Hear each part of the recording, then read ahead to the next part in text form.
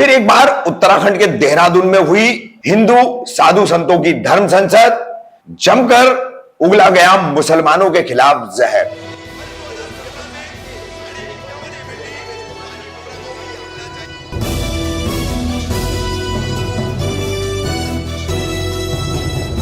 मैं रफीक कामदार हिंदुस्तानी रिपोर्टर में आपका स्वागत है। देश में अलग अलग राज्यों में, अलग अलग बड़े शहरों में हेट स्पीचेस का दौर जारी है। खास करके मुल्क के अकलियती तबके यानी माइनॉरिटी वर्ग को खुल करके निशाना बनाते हुए उनके आर्थिक बहिष्कार, उनके नरसंहार, उनको खदेड़ देने की, उनको निकाल देने की बातें करते हुए ये घृणा के, ये नफरत के भाषण जारी है।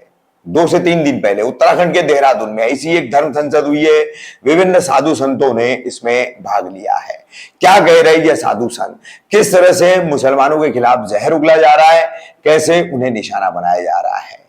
सुप्रीम कोर्ट के हेट स्पीचेस को लेकर सभी राज्य सरकारों को एक तरह से निर्देश है, आदेश है, उनको ट्रैक करना, उन पर कानूनी कार्रवाई करना। लेकिन हाल ही में महाराष्ट्र एक सबसे बड़ा उदाहरण उसके सामने है कि हेट स्पीचेस का लगातार सिलसिला चलता रहा। काजल हिंदुस्तानी, टी राजा सिंह, कई साधु संत, अन्य कई लोग हिंदू जन आक्रोश मोर्चा के बहाने मुसलमानों के खिलाफ जहर उगलते रहे, मगर अब तक पुलिस ने महज 1-2 एफआईआर दर्ज की है और उसमें भी अब तक कोई कार्रवाई नहीं की है। इस धरती से एक एक जिहादी का सफाया होना जरूरी है, तभी सनातन बचेगा। जिहादी इस धरती से खत्म होगा जाएगा, तभी मानवता बचेगी और तभी मानवता बचने के साथ विश्व में शांति आएगी।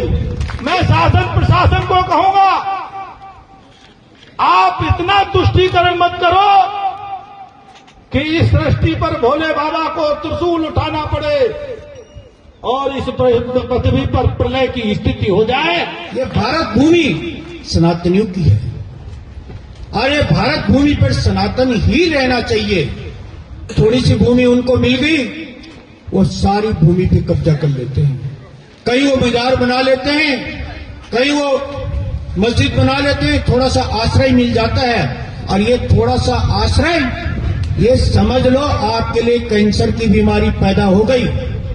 कैंसर का पहला, दूसरा, तीसरा चरण पता नहीं चलता, लेकिन जब कैंसर की चौथी स्थिति पता चलती है तो वो इलाज करने लायक नहीं बचती, फिर तो जीवन ही समाप्त हो जाता है। इस बात को आप गांठ बांध लो कि हम किसी गैर सनातनी को उत्तराखंड में न बसने देंगे और न रहने देंगे। उत्तराखंड में गैर हिंदू बड़ी मात्रा में बढ़ रहे हैं और वह अवैध रूप से उत्तराखंड में घुसपैठ करके देवभूमि के स्वरूप को बिगाड़ने में लगे हुए।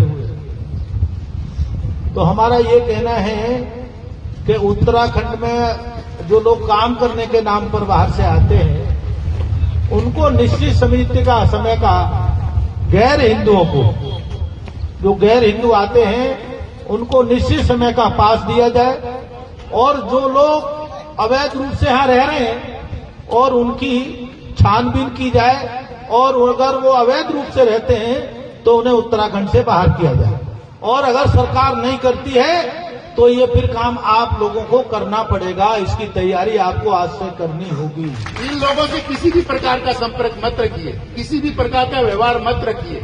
उनसे कोई सामान नहीं खरीदना है। आप खुद व्यापारी बनिए, खुद व्यवहार करिए और एक दूसरे की वस्तुओं का आदान प्रदान का केंद्र आपके। हम ये नहीं चाहते हैं कि किसी को मारें, हम ये नहीं चाहते हैं कि किसी को काटें, हम ये नहीं चाहते हैं कि किसी को भगाएं, लेकिन वो ऐसी स्थिति पैदा नहीं करे कि हमें मजबूरन उनके ऊपर एक्शन लेना पड़े और काम करना पड़े। अभी तक हिंदू सिर्फ स्वभाव से दयालु था, लेकिन अगर उन्होंने ये करतूत और इस तरह की बातें करी तो मजबूरन हिंदू को सोचना पड़ेगा कि तुम्हारी औकात क्या है, वो हमें बतानी पड़ेगी। 4 मंदिर में से 3 मंदिर